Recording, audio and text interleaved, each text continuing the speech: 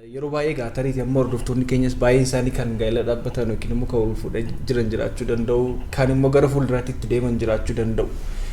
Fakkeenyaaf amma warri gara gaa'elaatti hin seenne yookiin immoo abbaa manaa fi haati manaa tokko utuu waliin fuudhin dura wanti isaan fakkeenyaaf karaa hiriyyummaadhaan wajjin turuun jira yookiin immoo utuu gara gaa'elaatti hin dhufin dura jechuudha. Mee maal gochuu qabu yookiin immoo wantoota isaan irraa of eeggachuu qaban tarii gara fuulduraatti ijoollee isaanii irratti yookiin immoo dhala isaanii irratti miidhaa garaagaraa kan geessineef yeroo ulfaallee rakkoowwan fayyaa garaagaraa wajjin qabatanii dhufan akka irra hin geenyee fi maal gochuu qabu kan jedhu. Amma dubartiin fuula qoftii eegdi. Fuula qoftii kan eegamuu qabu sila. Qaamni saalaatis akkasumatti eegamuu qabu. Nama yeroo ati duutu qaama keessa dhiqu odoo jirtu qaama kee hin dho'isitu. Irraa hin hafan saalarraa namni gatta'ee bulu tokko hin jiru namni ga'e. Waan daa'imni jira firiin cidhaanii kun garaa keessatti kan dhalatu jira. Garaa keessatti eegamuu qaba. Manni hormaataa akka nama gartee makiinaa boolluu goggoggaadhaan goggoggaa nama makiinaan akkam hojii na hojjetti konkolaatummaan cuftinu waggaatti boolloo itti jijjiirta. Manni hormaataa waggaadhaatti haakimni silaalee fayyisuun ijoollee xixiqqoo amma ganaa waggaa 14-15 baajaaji farratti baatee baajaaji oofti. Guyyaa kana guutuu baajaaji irra taa'aa oolti. Argiteetta? Firiin kun yeroo uumamu Waaqayyo waa malee gadisiseen uumne. Ati isa kana paantiidhaa fi maaliin qaamatti qollofte. Differensii tempereecharii qaamni amma dhalatu jira. Sammuun isaa wata kan hojjenne. Kilaasii keessa kilaasii takka keessa waggaa 3 waggaa 4 tura. Kun maal sitti fakkaate? Spermii dadhabaa ta'e irraa kana keessa kan jiru maali? Already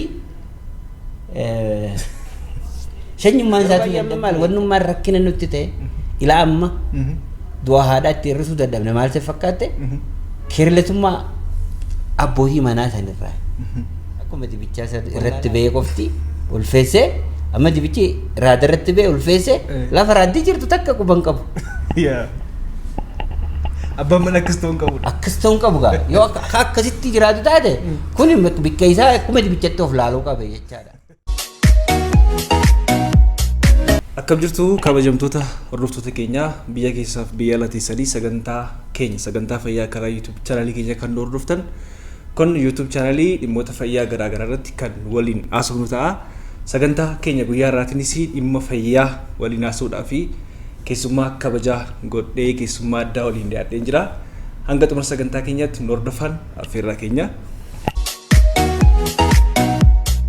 Egaan kabajamtoota hordoftoota keenyaa akkuma jalqaba isiniif jechuudhaaf kaasee keessummaa waliin jira. Keessummaan keenya keessummaa kabajamaa namoota ogummaa yaalaa keessatti muuxannoo guddaa qaban akkasuma gama baha biyyattii keessatti baha Itoophiyaa keessatti hojii tajaajilummaa fayyaa irra kan turan Dr. Reedwaan jedhamu. Dr. Reedwaan Yuunivarsiitii Haromaayaa Kolleejjii Fayyaa Meedikaalaatti akka gargaaraa Piroofeesaraa akkasumas immoo Hospitaala Yuunivarsiitii Yootfaana Kompirehensiiv Ispeeshaalii Hospitaalii keessatti ispeeshaalistii yaala fayyaa gadameessaaf dubartootaati. Sagantaa isaanii waliin turra amma xumura sagantaa keenyatti nu wajjin turaa isin jenna nu hordofaa. Dr. Reedwaan baga nagaan dhuftanii. Baga nagaan dhuftanii. Tole galatoomaa egaa guyyaa irratti akkuma beekamu muuxannoo dheeraa qabdu yeroo dheeraa ogummaa fayyaa keessatti dabarsaniitu. Ogummaa fayyaa dabarsitan kana keessatti bu'aa bahii baay'ee yookiin immoo muuxannoo guddaas hawaasaaf tajaajila guddaa kennaa turtaniitu ni beekama. Mee baratti yuunivarsiitii irraa giraajuweet gootan yoom ture? Yuunivarsiitii irraa akka lakkoofsa biyya kanaatti bara 1985. 1985 jechuudha. 1985. 1985 jechuun egaa waggaa har'a gara waggaa 20 waggaa 28 natti fakkaata I think dogoggora deeman baadha. Umurii dheeraa dabarsaniiru. Dr. Reedwaan barsiisaa koollee turanii akkasumas immoo itti gaafatamaa koo turan jechuudha. Barsiisaa koo taa'ee yeroo akkasitti interview godhanitti illee gammachuu guddaan natti dhaga'ama. Mee sagantaan irra akka guyyaa irraa walii ilaallu barbaade waa'ee dhimma fayyaa wal hormaataa ilaalchisee odeeffannoo tokko fi barumsa tokko hawaasa keenyaaf kennuu barbaanne fayyaa wal hormaataa yeroo jennu maal jechuudha Dr. Ridwan? Lafa tanarra kan jiran lubbu qabeeyyii fi lubbu dhabeeyyiidha kan jiru.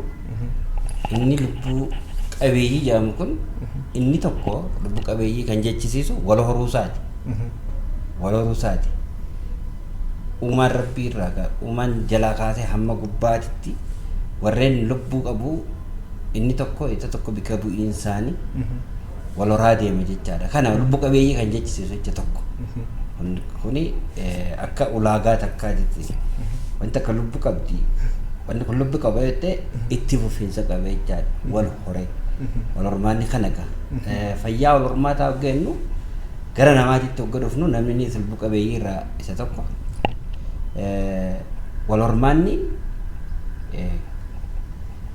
uumaa irratti saala garaagaraa jira. Saala dhiiraatii fi saala dubaraa. Saalli dhiiraa fi saalli dubaraa kun uumamaan qaama isaanii keessa waan garaagaraati kan jiru. Isaan lamaan keessaa garuu sanyiin wal hormaataa ni jira jechaadha. Sanyiin wal hormaataa isaan lamaan jidduu jiru kuni yeroo kan walitti yeroon geessee jechaadha. Yeroon geessee yeroo hundaa'ame amma dhiira yoo ta'e dhiirri haga waggaa 15 tokko san duratti yoo jiraatellee hormaata fiduu hin danda'u. Guddinni isaa hagas eeguu qaba. Yoo garuu akka addunyaatti kanaaf 18 wanni jedhamuuf. Hoggaasitti qaamni hormaataa bilchaatee jira jechuudha. Qaamni hormaataa kan lamaanii bilchaatee jarri lamaan san karaa adda addaatiin wal quunnamtii kan godhu ta'e isaan kana jechuudha. Nama akka isaaniitti uumame jechaadha. Saalaan dhiiraas ta'uu danda'a, dhalaas ta'uu danda'a. Kana egaa fayyaan wal hormaataa akka dhibbannu fayyaa kana fayyaa waa'ee itti fufiinsa sanyii ilma namaa jechuudha addunyaa irratti. Baay'ee galatoomaa bifa addaatiin kan ibsitanii bifa hawaasaaf galuu danda'uni. Egaa waa'ee fayyaa wal hormaataa kana ilaalchisee wantoota baay'ee akka of keessatti qabatu kaaftaniitu. Yeroo baay'ee gaatariiti amma hordoftoonni keenyas baay'een isaanii kan gaa'ela dhaabbatan yookiin immoo kan wal fuudhee jiran jiraachuu danda'u kan immoo gara fuulduraatti itti deeman jiraachuu danda'u. Fakkeenyaaf amma warri gara gaa'elaatti hin seenne yookiin immoo abbaa manaa fi haati manaa tokko utuu waliin fuudhin dura wanti isaan fakkeenyaaf karaa hiriyyummaadhaan wajjin turuun jira yookiin immoo utuu gara gaa'elaatti hin dhufin dura jechuudha. Mee maal gochuu qabu yookiin immoo wantoota isaan irraa of eeggachuu qaban tarii gara fuulduraatti ijoollee isaanii irratti yookiin immoo kun egaa gaafii gaariidha. Gaafii uummanni illee beeku qabu. Qaamni hormaataa qaama tokko qofaa miti. Fakkeenyaaf amma namni yeroon baay'ee hormaataaf gadaamessa qofa barbaachisa jechuu yaada. Sammuullee bilchaata barbaaddi. Namni tokko bilchaataa ta'uu qaba. Akka amantaatti namni tokko gaa'ela kan ga'uu danda'u kan nama fudhatan bulchu ta'uu qaba. Ikoonoomisiin barbaachisa jechaadha. Qabeenyi isaatis kiisii isaa furdaa ta'uu qaba. Fayyaa isaatis eeggachuu qaba. Fayyaa isaa akkamitti eeggata? Qaamni saalaa yeroo namni guddachaa deemu qaama eeggamu akka fuula namaa jechaadha. Qaamni saalaa yeroo namni guddachaa deemu qaama eeggamu akka fuula namaa jechaadha. Amma dubartiin fuula qoftii eegdi. Fuula qoftii kan eegamuu qabu silaa. Qaamni saalaatis akkasumatti eegamuu qaba. Maaliin eegan? Fakkeenyaan dhukkubni dardarbaan baay'een qaama saalaa wal quunnamtii qofaaniin kan darbu. Dhiiraan fa'aa walitti shokkifachuun. Harkilleen kan dabarsu ni jira. Dhukkuboonni kun amma fakkeenyaaf vaayirasiin akka paapiloomaa fa'aan iskiin kontaaktii yookaan kallumaan isaanii walitti bu'iinsaan kan dabru. Kanaaf iskiin kontaaktii illee eegumsa barbaade jechaadha. Odoo wal quunnamtii saalaan goone dhukkuba saalaatiif saaxilamuu fa'aadhaa jira. Kanaaf eeggannaa waliin hiriyaa turree kana penetireet hin goonu yookaan walitti buunee qaamsoo keenya walitti hin daballu waliin dirre yoo kan jaantan illee gaarii miti. Eetiksaa barbaada. Dhukkubni saalaa yeroo tokko namatti bu'ee jechaan fuula dura hormaata irraa parsantaa 75 hir'isa. Lama deebi'ee qabamte taanaan parsantaa silaa hormaatatti kan nagaatti fuftu irraa 50tti gabbuusa. Sadaffaa yeroo qabamtu dhukkuba saalaatiin deebitee 25tti buuse jechaadha. Afuraffaa deebitee qabamte taanaan duwwaadha. Oduu gaa'ilallee hin seenne booda daa'ima argachuun isii rakkise jechaadha. Gara artifishaalii gara maal gara uumamarraa gara namtolcheetti deebi'e jechaadha. Kan rakkina keessa ifumaaf buuse jecha kanarraa of eeggannaa cimaa barbaachisa namoonni yeroo akkasii yaadanii inni kaan guddinuma qaamaatiifu umriin isaanii gahuu tokko 18 haa kaa'amu malee dandeenyaan san birallee taree 20-25 yoo ta'e amma qaamni guutuudha firilleen bilchaataa ta'a. Gadi kanatti namni yoo kan walqunnamtiin eega dhiigni itti mul'ate yookaan daraaraan ji'aan dhufutti mul'ate boodaan namni tokko daraaraan tan mallattoo ni ulfooytiiti. Walqunnamtiin goonaan ni ulfooyti jechaadha dubartiin darsu. Kanaaf yoo of eeggannaan goone yoo calmeettee tarii saala biraatiin kan walitti dabalamtu taatu ulfaa'uu dandeessi. Isa jechuun bilchaattee waa guddatte jechuu miti qaamni ganaa guddatu hedduu jira. Kana jechuun laguu argite jechuun bilchaatte jechuu miti. Bilchaatte jechuu miti. Qaama kan keessaa guddachuu qaba. Lafeen guddina hin dhaabu. Lafeen ilma namaa irra baay'inni isii haga waggaa 18tti itti fufa guddachuun. Inni xumuraa immoo haga waggaa 70tti illee kan turu jira kan guddatu. Inni kaan 25tti inni kaan akkasitti bilchaata. Kanaaf waggaa 20 keessatti yeroon san yeroo gaa'ela uumuudhaaf mijaa ta'e dhiiraafis haa ta'u dhalaafis haa ta'u dhiirri immoo yoo akkuma reefu kaasetti sila ikoonoomii hin qabne fuudhee maal namni waan nyaatu barbaachisa kan uumamulleen waan uffata barbaachisaa nyaata barbaachisaa mana barbaachisaa mala barbaachisa namni aga malli isaan hin xumuramneefitti fedhiidhaan qofa doorfame fedhii yoo si dursite akkuma dibichaaf akkuma raadaa taate jechuudha. Fedhiin durfamuu qabu. Namni waan inni nama jaamu Waaqayyo sammuu as keessa kaya kanaan itti yaade akka fedhiidhaan hin durfamne fedhii isaanii harkatti qabatanii jabeessitanii aga wanni fedhii san guutamaa gahuutitti itti fufuudha. Waa'ee amantaa takkaan seema amantaa waan jiru. Namni fuudhee bulchachuu hin dandeenye haasoomanuu jedha. Hiikaa qabdi beekte haasoomanuu jechuun. Inni soomtaa fedhiin kee hin bu'a jechaadha. Yeroo ati qaama nirraanfatte jechuudha. Maaliif qaamni kee miidhama gaa? Soomni inni miidhaa qaamni kee miidhamnaan ati waan san hin yaaddu jechuudha. Kanaaf soomanuu qaba. Namni gaa'ela ta'ee gaa'ela isaa bulchuu hin dandeenye haa soomanu. Yoo qaba gaa kanatti akkasitti keenya. Baay'ee galatuma yaada bal'aa bifa addaatiin nuuf kaaftanii keessumaa hordoftoonni keenyas baay'ee itti gammadaa jiru jedhee yaada haala akkaataa ibsa keessaniitti. Mee yeroo baay'ee waa'ee fayyaa wal hormaataa fayyaa wal qunnamtii saalaa wal qabatee hawaasa keenya keessatti wanta baratamee jira. Tarii waan baay'ee argiteetti ta'uu danda'a. Namoonni baay'een rakkoowwan garaagaraa naannoo qaama wal hormaataa naannoo qaama saalaa wal qabatan dubbachuun saalfatu. Mana yaalaa illee hin dhufan. Yeroo waa'ee kanaa dubbannu illee namoonni baay'een fakkeenyaaf yeroo baay'ee nama maxxansan illee wantoota kana tokko namoonni baay'een kallattii biraatiin fudhatu. Mee waan namoota akkasii dhaamsa akkamii dabarsuu barbaadda? Maal jaan seete namni yeroo dubbatu nama tokko warri dur yeroo dubbatu nama yeroo ati duutu qaama kee si dhiqu odoo jirtu qaama kee hin dho'isitu. Kana jechuun maal seete kaansaa irraa hin hafan saalarraa namni gatta'ee bulu tokko hin jiru namni gahe waan mana hunda jira waan saalfatanii hin jiru waan mana hunda jiraati. Amma faranjoonni wanti isaan waa hunda irra saalfanne jireenya saalaati. Akkuma nama qoonqoo nyaatuuti jechuudha. Ganamuu barbaachisaa galgaluu barbaachisaa mana hunda jira nama hunda harka jira waan saalfatanii hin qabu namni keenya kanarra dammaqina qabaachuu qaba bakka waan takka illee hin jiru. Kanaaf keessaa itti himee hin jira. Kuni dhimma jabaadha. Dhimma sanyiin itti fufiinsaa fi itti fufiinsa dhabaati. Namni baay'een odoo hin beekne akka sanyii dhaba jechaadha. Amma fakkeenyaaf ijoolleen daa'imni jira. Firiin cidhaanii kun garaa keessatti kan dhalatu jira. Garaa keessatti jechaadha. Eegumsoonni barbaachisuuf mana wal hormaataa kana warri isaanii tarii hin hubannes ta'uu danda'a.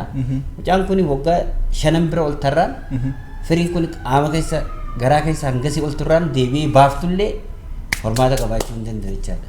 Isa kana mucaa kana daa'imni yeroo inni dhalatu yoo firii isaa kana laalanii warri kana gargar baasan ta'e battalatti wallaansaan daa'imni kun fuula dura ilmoo argachuu danda'a jechuudha. Kan dubaraatis akkasuma waan adda addaa jiraachuu danda'a. Qaamni saalaa eegamuu qaba.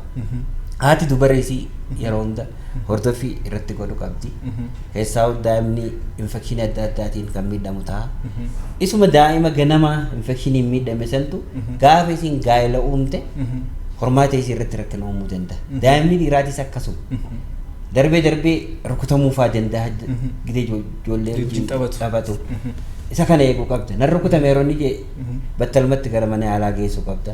Dhiitee faadha calluma jee itti dhiisa. Dhiitni yeroo san yookaan dhukkubni yeroo san itti dhufu yeroo saniif maan godhu. Fuula duraa immoo fertilitii isaa yookaan hormaata isaa itti fufiinsa irratti baay'ee isa kana rakkisa jechaadha. Kanaaf abbaas haa ta'u haadhaas haa ta'u manni hormaataa eegamuu qaba.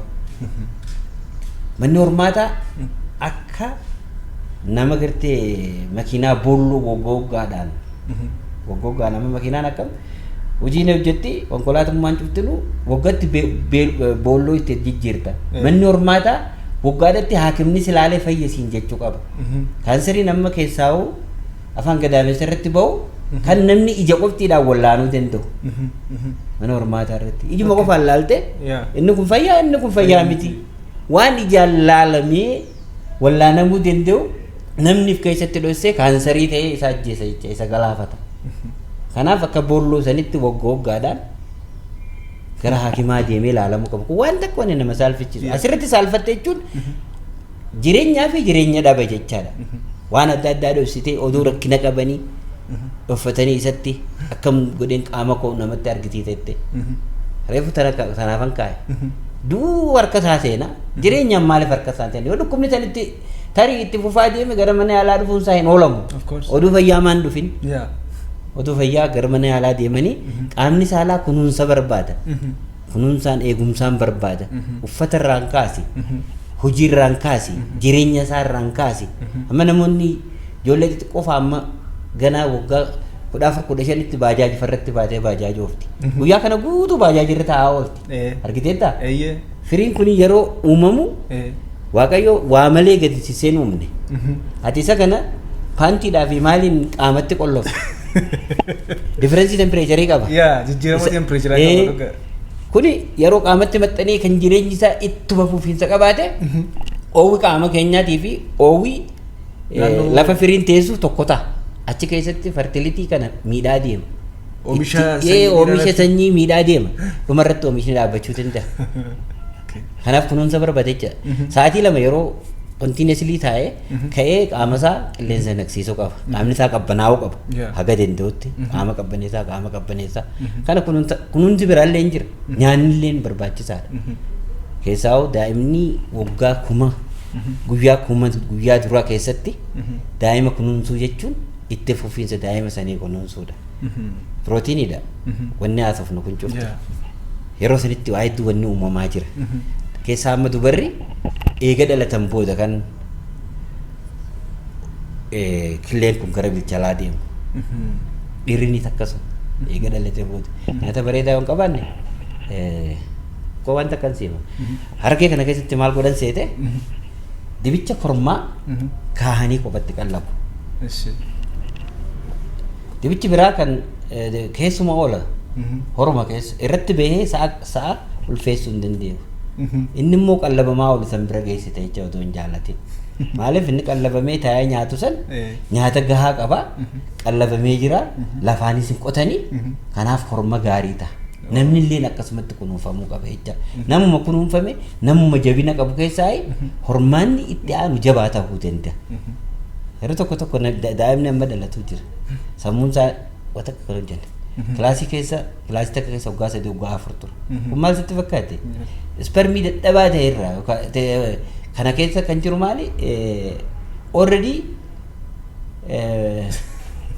shanyummaan isaatu dadhabduudha jecha boqqolloo filtee keessaa bar shanyii babbareeddu bishingaa shanyii babbareeddu keessaa filtee isa marga guutuu hundan keessu kan facaaftu shanyii bareedaa ta'uu isaa laaltee ijaan daawwatta kan namaas akkasuma no difference shanyii kan midhaanii filachaa shanyii namaa wanni filanneef hin jiru shanyii midhaanii san kophatti qulqullinaan magarsite jecha qulqullinaan magarsite eedee eegumsa gootee fi magarsita isan namaatis akkasuma namni yoo itti fufiinsa qabaachuu barbaadde waan hundarraa arada adda addaa sigaaraa aarsuu taha lamaan isaanu amma sigaaraan definitely jiinii namaa kan fuula duraa irratti influensii qabda wanni nyaatan kan biraallee haa ta'u nyaanni amma yeroo ammaan tanaa air pollution jira contamination waan adda addaatiin qilleensi faalamaadha bishaan faalamaadha maal faalamni jiru kun cufti hormaata fuula duraa keessatti rakkina fidaa deemee jira jiinii irratti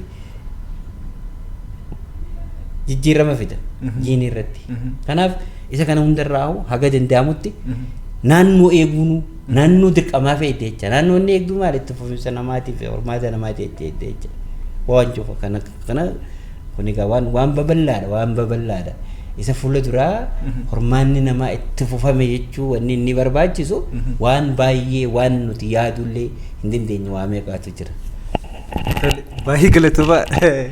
Egaa kabajamtoota hordoftoota keenya sagantaa keenyatti akkasiin barumsa guddaa argachaa jirtan ittiin gammadaa jirtan abdiin qabaa yaada bal'aa nuuf kaasanii bifa bilchina qabuun nuuf kaasanii Dr. Reedwaan baay'ee galatoomaa isiniin jenna. Dr. Reedwaan baay'ee galatoomaa dhugaa dubbachuudhaaf bifa addaatiin kaaftanii akka namaaf galuu danda'utti gaaffiin itti aanu dhuma irratti gaafachuu barbaadu waa'ee hawaasa keenya keessa kan jiru olaalleerra kanneen hawaasa dhibee ofii himachuu dhiisuma abbuma akka miidhuu danda'us nu kaafteetta.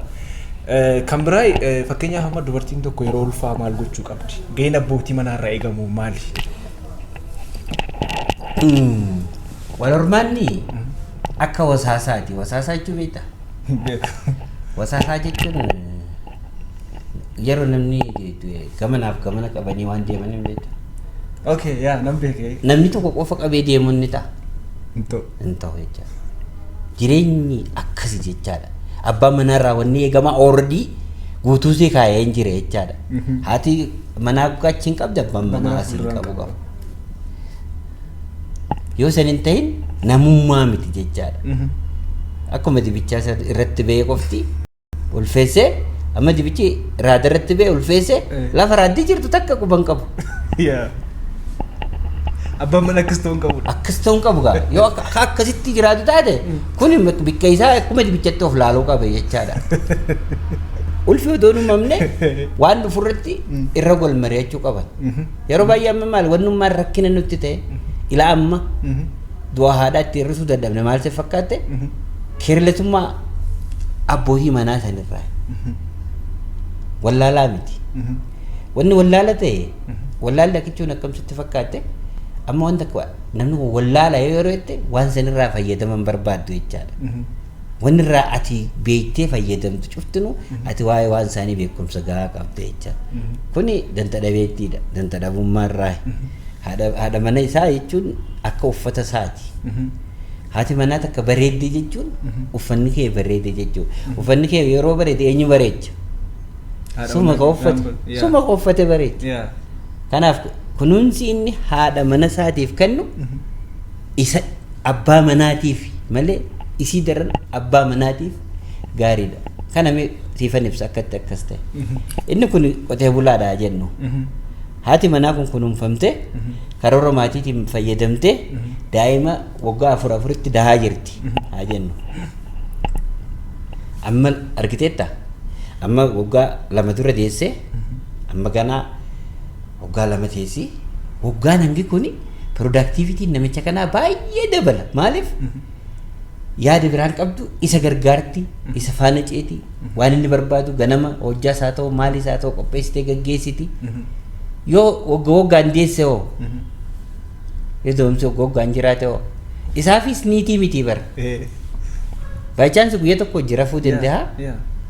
Daa'imni tokko harkaa qabdi isa kaan dugdatti baadhattee jirti inni kaan garaa jira inni lafa jirullee ka'ee hin deemne isaan kun cuftinuu waan irraa bahatii jira. Dubartiin tan yoom uffattee yoom bareeddee yoom tolfatteeti isaaf niitii ta'uu dandeessi. Niitii ni qaba jaamaa namni kun amma. Hin qabu. Definitely niitii hin qabu. Niitii hin qabu. Niitii akka isaa taate yoo barbaade isii kana kunuunsu qaba. Of hin kunuunsine jechaadha. Kanaaf kunuunsi haadha manaa abbaa manaatiif. Kanaaf shamizii fi uffatu bareeffachuu jechuun haadha manaarra abbaa manaatiif irra faayidaa qabdi. Jireenya isaanii lamaan keessatti kun wal dorgomiidhaa miti. Yoo nama lama fuute isa tokko kan abbaan manaan irraanfatee fi isa abbaan manaa quba qabu yoo walitti ilaalte jireenyi isaanii garaagara. Garaagara daa'imni isaan keessa lamaan kana iddoo mul'atullee akkasumatti itti fufiinsa dachii kanaatiif namni kun itti fufaadha. Nuti amma bakka abbootii keenyaa jirra. Daa'imni keenya bakka keenya itti fufaa jira. Ilma abbaa caalu si haa godhu jan yeroo si eebbisan. Akkasitti si eebbisanii beektu. Ilma abbaa caalu jechuun beektaa ree? You know? Hiikaa isii. Abbaa caalu jechuun egaa ogummaa isaanis ta'ee waan biraan jechuudha. Kana jechuun laal naasirraa gabaabsaa dhageessa. Hiikaan isaa xinnoo namatti ulfaata. Ilma abbaa caalu jechuun abbaan kee karoora baafatee karoora inni amma abbaan kee nan baradha jee yaalee hin baranne. Ati caaltee jirta barattee jechaadha. Amma ni waan ani yaadee kan naan xumuraminii jira. Kan daa'imni koo bikkaan ga'u jechaadha. Karoora kee kanatti lafa keessee deemtu kan bikkaan ga'u jechaadha. Ilmi abbaa caalu jechuun lafa ati itti kufterra kan taru jechuudha.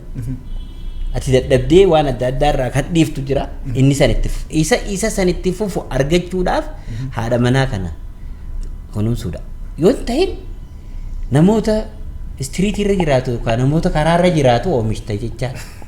Inni san abbaa caaluu dhiisi mataa isaatu hin caalu. Istiriitii irra jira maal godha?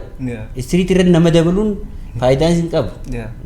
Waan hin taane amala adda addaatiin jiraata. Nama jechuun kootaa kootii keessa deema. Beektaa? Kanaafuu ilma abbaa caalu oomishamuu qaba jechuudha. Ilmi abbaa caalu oomishamuudhaaf haati manaa kunuunfamuu qabdi. Definitely gaafii takka hin qabu.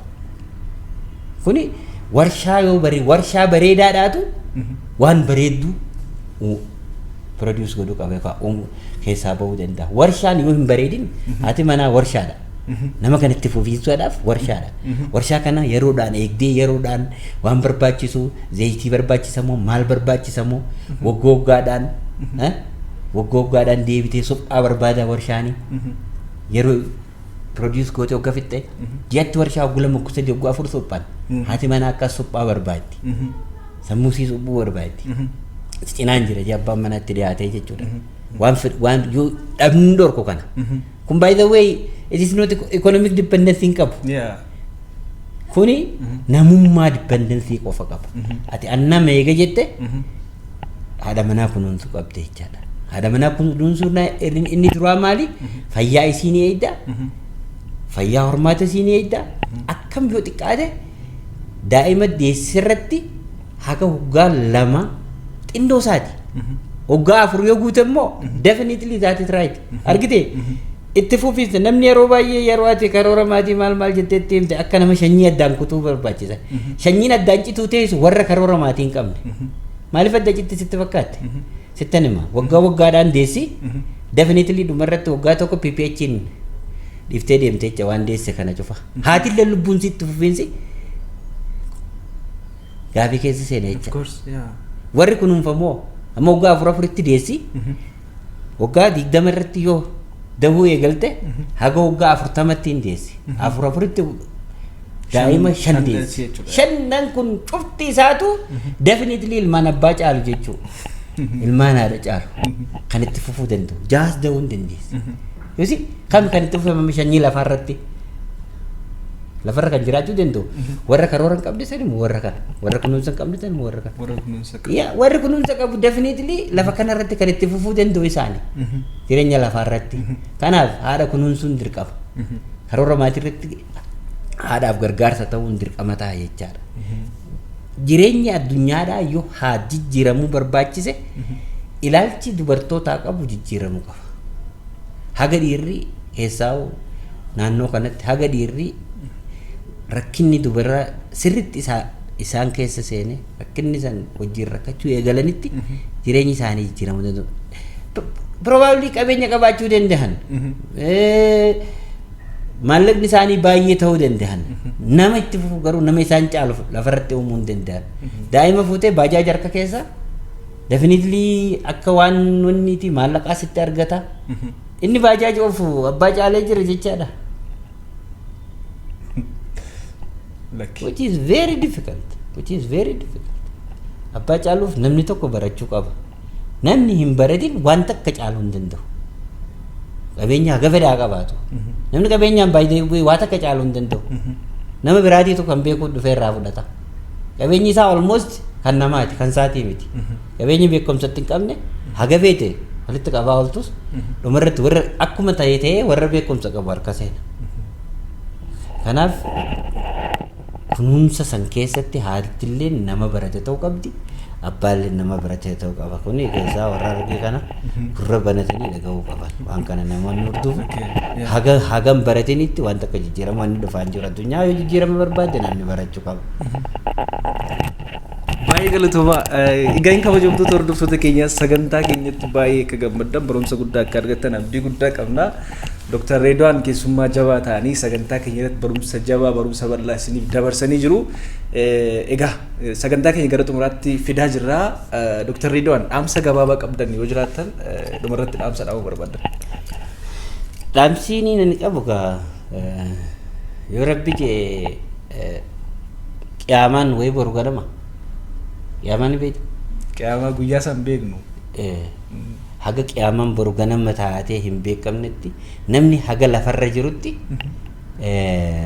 waan qoqqooyxuu hojjechuu qaba. Waan namaaf ta'a hojjechuu qaba. Keessaa gara hormaataatitti hormaanni itti fufa. Guyyaa dhaabbatu akka nuti gaafadde yoo qiyaamaan boru ganama taate qofa namni abdii kutachuu qaba. Namoonni wanta karraa illee abdii kutachuu qaban. Wanta karraa illee abdii kutachuu qabani. Keessaa namni afaan kana dhaga'u. Waa hedduu haasawus hin barbaachisu. Abdii kutachuurraa of eeggannaa godhu qaban. Kanuma dhaamsa kiyya kan booda. Egaa Dr. Redwan ergaa keenya kabajanii waamicha keenya kabajanii as dhiyaatanii hawaasa bal'aa kana waan barsiistaniif maqaa kiyyaaf maqaa chaanalii keenya kiyyaan guddaan isin galateeffadha. Baay'ee galatooma. Itilleen galatooma. Egaa hin kabajamtoota keenya turtii nuti Dr. Redwan waliin goone asirratti golamnaa hanga xumura sagantaa keenya turtanii waan nu hordoftaniif kabaja argadhaa galatoomaa isiniin jenna. Gaaffii yoo qabaattan keessaan nu barreessaa ulfaadhaa fayyaa nabina.